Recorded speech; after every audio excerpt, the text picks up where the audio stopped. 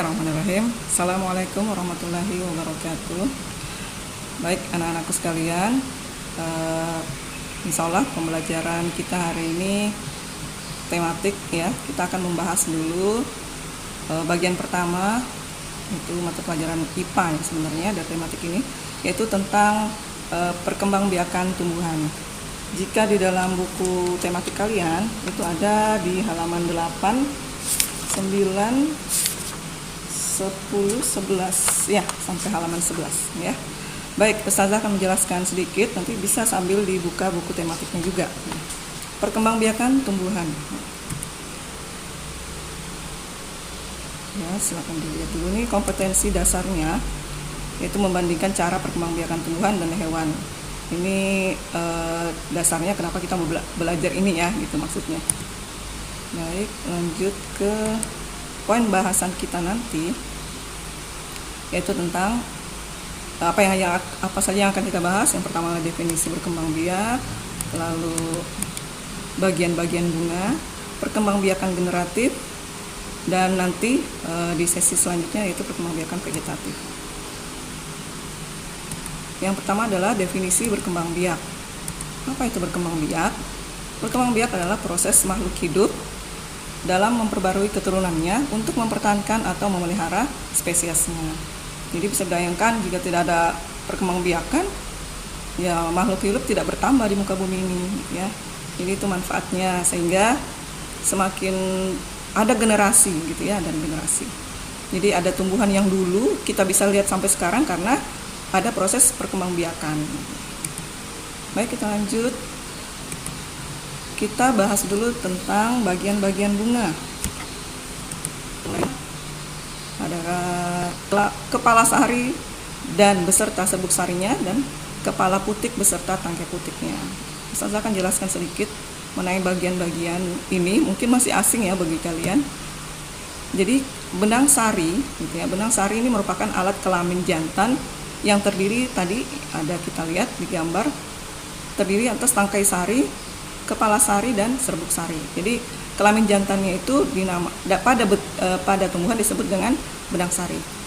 Putik merupakan alat kelamin betina, terdiri atas kepala putik, tangkai putik, dan bakal buahnya.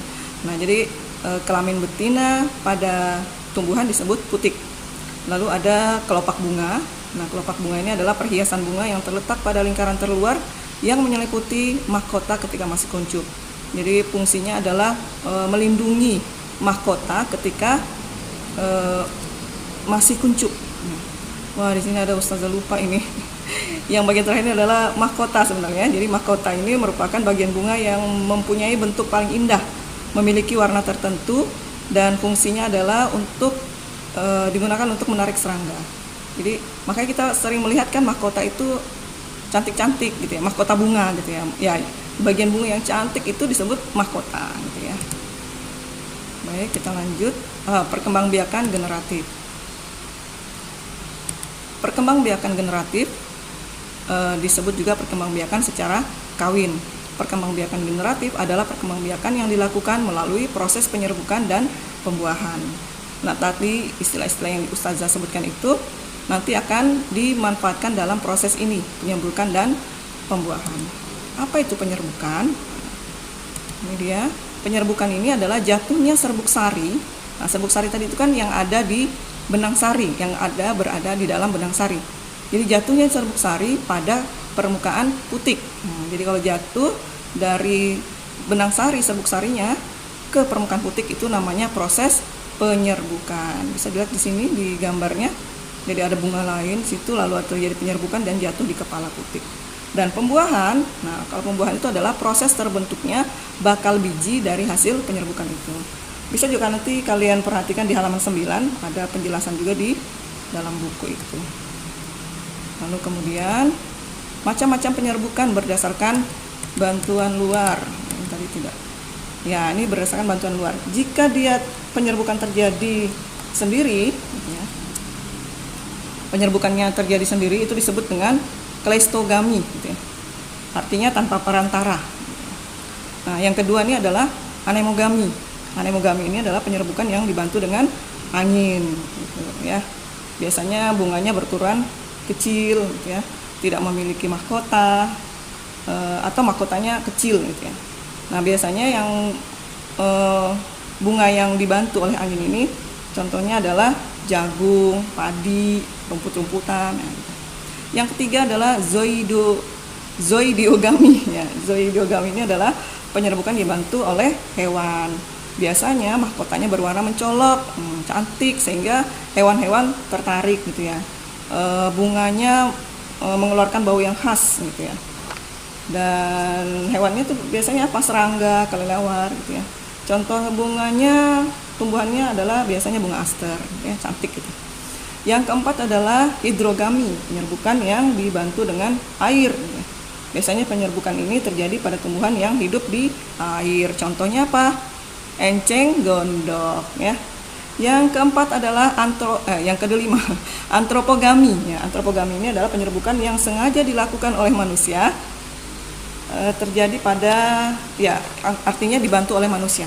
Biasanya terjadi pada vanili ya, atau beberapa jenis anggrek juga.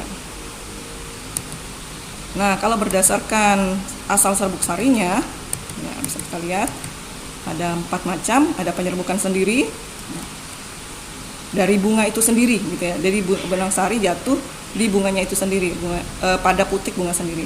Yang kedua, penyerbukan tetangga, yaitu penyerbukan yang masih satu pohon namun masih ya, penyerbukan beda bunga namun masih satu pohon. Penyerbukan silang sudah beda pohon tapi jenisnya masih sama gitu. Nah, penyerbukan bastar adalah penyerbukan yang ya beda pohon, beda juga jenisnya gitu. Itu adalah penyerbukan bastar ya. Mungkin itu yang bisa Ustazah sampaikan. Lebih jelasnya lagi nanti mohon kalian sambil dibaca-baca bukunya gitu ya, bukunya di buku tema. Semoga bermanfaat, semoga bisa semakin jelas gitu ya, dan Ustazah harapkan semoga sukses. Demikian dari Ustazah. Assalamualaikum warahmatullahi wabarakatuh.